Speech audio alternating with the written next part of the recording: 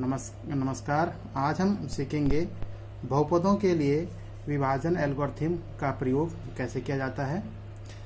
तो उसके लिए यदि px और gx कोई दो बहुपद हैं जहां gx is not equal to 0 हो तो हम बहुपद qx और rx ऐसे प्राप्त कर सकते हैं कि px बराबर gx गुणा qx प्लस rx, जहां rx बराबर 0 होना चाहिए या rx की जो घात है वो gx की घात से कम होनी चाहिए, या इसको हम ऐसे भी लिख सकते हैं कि degree of rx is less than degree of gx। इसको अगर हम ऐसे देखें कि कोई बहुपद है px, उसको हम gx से भाग कर रहे हैं और वह है भागफल वो qx आ रहा है और शेषफल जो है उसका आ रहा है rx, उसका शेषफल आ रहा है rx।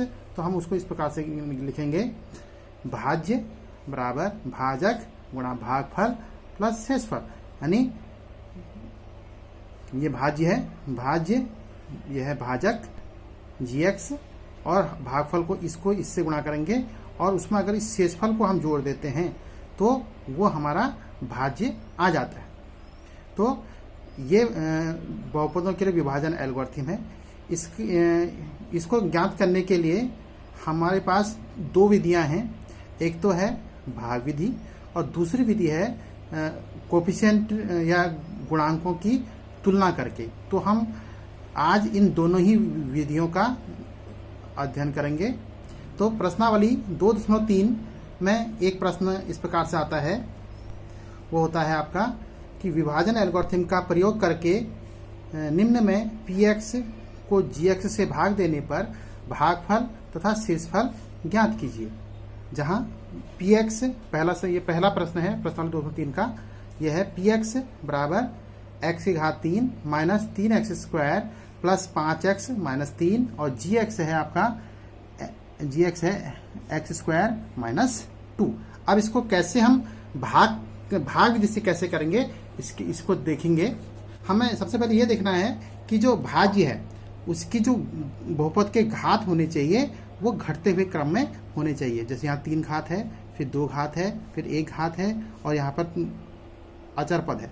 इसी प्रकार से जो भाजक है यानी उसके भी हमको घात घटते हुए क्रम में होने चाहिए और वही क्रम में होने चाहिए।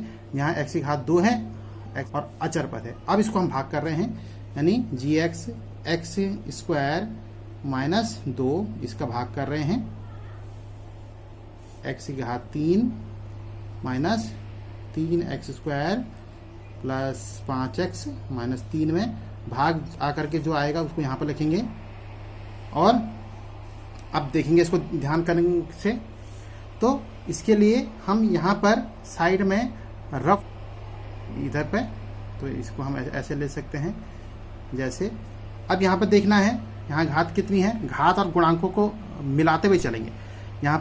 यहाँ पर गुणांक कितना है, एक्स स्क्वायर का गुणांक 1 है, यहाँ पे एक्स स्क्वायर का गुणांक 1 है, यानी 1 से हमने मल्टीप्लाई करेंगे तो 1 पर घात देखेंगे एक्स स्क्वायर, यहाँ एक्स की घात कितनी है 3, यानी एक्स स्क्वायर को हम किस चर से गुणा करें कि एक्स की घात 3 आ जाए। तो हम क्या करेंगे, यहाँ पर इसको हम एक्स से गुणा करेंगे, यानी क्योंकि गुणा करने में घातें जुड़ जाती हैं, 2 + 1 यानी 3, यानी इसको हम किससे गुणा करेंगे एक्स से। तो x से इस पूरे को गुणा करेंगे तो यहाँ पर लिखेंगे x को हमने x स्क्वायर माइनस 2 से गुणा किया तो यह है आपका x की घात 3 माइनस 2x।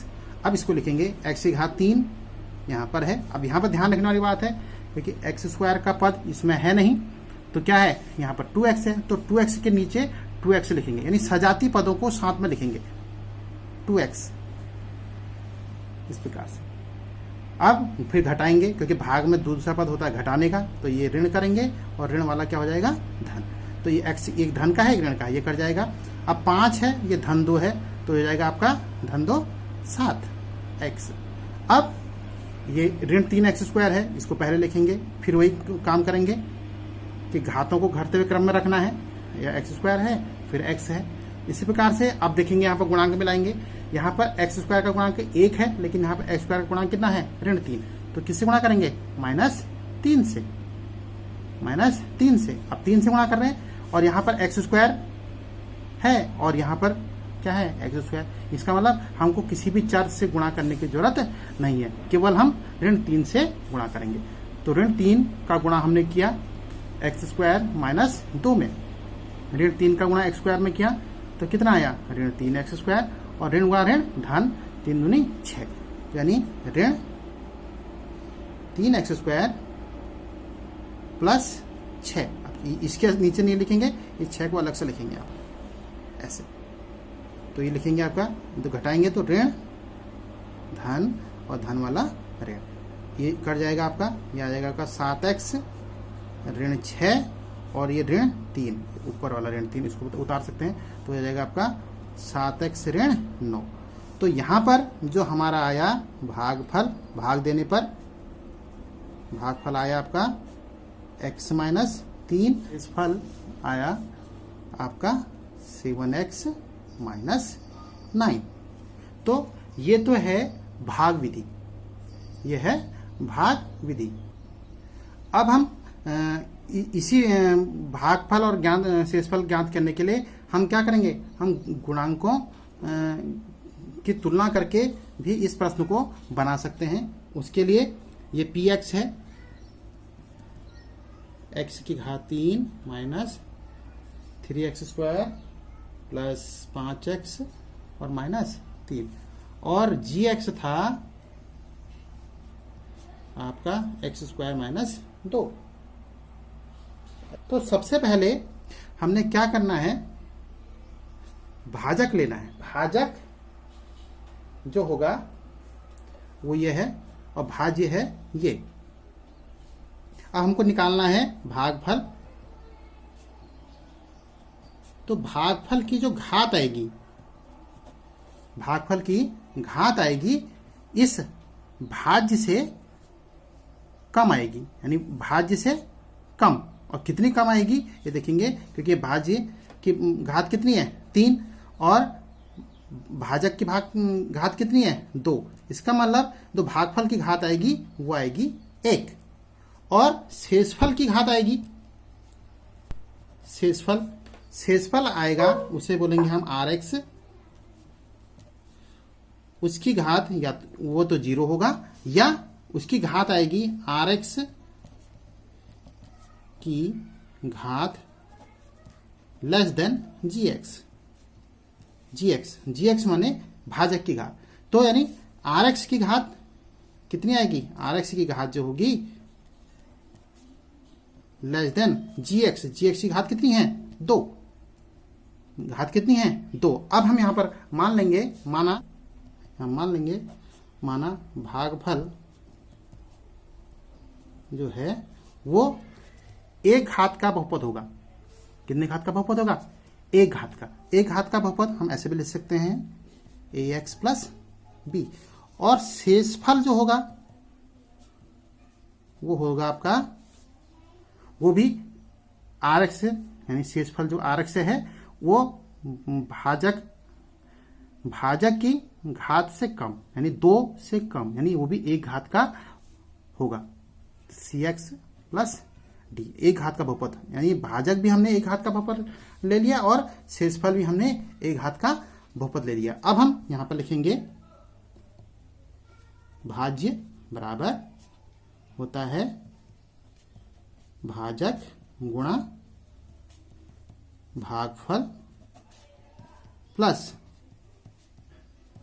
शेषफल, यानी भाजक एक्स स्क्वायर माइनस 2 और भागफल के कितना लिया हमने, ये लिया था आपका ax प्लस बी, और ये शेषफल कितना आया, ये आया आपका cx प्लस डी। तो यहाँ लिखेंगे, यहाँ अंदर गुणा कर लेते हैं इसको, तो हो जाएगा ax की घात 3, फिर a से इसको गुणा करेंगे minus 2ax plus bx square minus 2b, b से इसको गुणा किया प्लस cx और प्लस d। अब क्या करें, फिर वही घटते हुए क्रम में रखेंगे, ax cube plus bx square और x कॉमन ले लेंगे यहाँ पर से, तो हो जाएगा माइनस 2a प्लस c, यानी इसको और ये x के पदों को एक साथ रख दिया और यहाँ पर ले सकते हैं माइनस 2b प्लस डी और अचर पदों को एक साथ ले लिया। ऐसे करें। अब जो भाज्य था हमारा, भाज्य यहाँ पर था x की घात 3 minus 3x square plus 5x minus 3। इससे हम इनके गुणांकों की तुलना करेंगे। क्या करेंगे? तुलना। तो यहाँ पर भाज्य हमारा जो था वो था आपका x की घात 3 minus 3x square plus 5x और माइनस 3। अब घात गुणांकों की तुलना करेंगे तो a एक की जगह पर आएगा आपका 1, b की जगह पर आएगा -3 और यहाँ पर आएगा आपका -2a प्लस c, इसकी जगह पर आ जाएगा 5 और -2b प्लस d, इसकी जगह पर आ जाएगा -3। अब यहाँ से देखेंगे a का मान यहाँ पर रख लेंगे तो आएगा आपका -2a प्लस c बराबर 5 इम्प्लाइज -2 a की जगह पर 1 प्लस c बराबर 5। तो c बराबर 5, इस 2 को उधर भेजेंगे माइनस और ये हो जाएगा आपका प्लस, 5 2 7।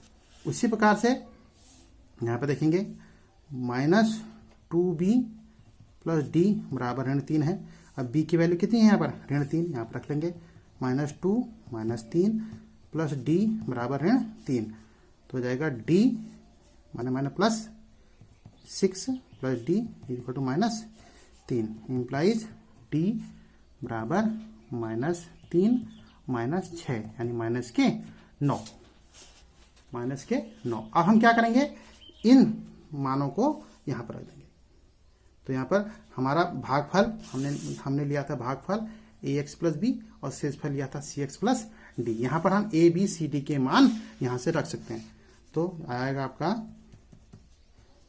भागफल, ये था हमारा ax प्लस बी यानी a की value 1 into x plus b -3 हो जाएगा आपका x1 जा 1 x और -3। तो भागफल आया आपका x -3। उसी प्रकार से आया शेषफल, यह होगा आपका cx प्लस डी। c की वैल्यू यहाँ से रखेंगे, c की वैल्यू है 7 और x और d है आपका -9 यानी d बराबर 9 तो यहाँ रखेंगे 7x प्लस माइनस तो 7x -9।